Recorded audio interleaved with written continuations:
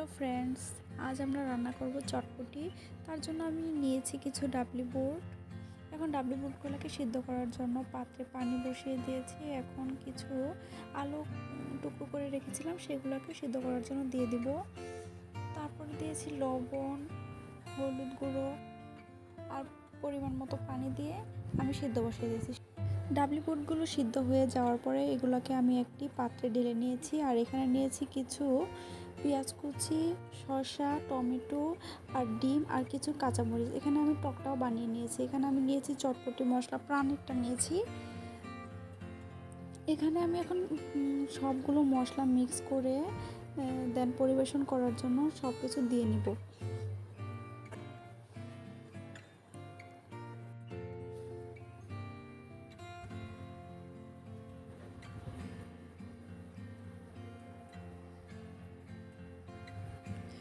সব কিছু ভালো করে মিক্স করে নেওয়ার পরেই আমাদের রেডি হয়ে যাবে ঝটপট মজাদার চটপটি রেসিপি।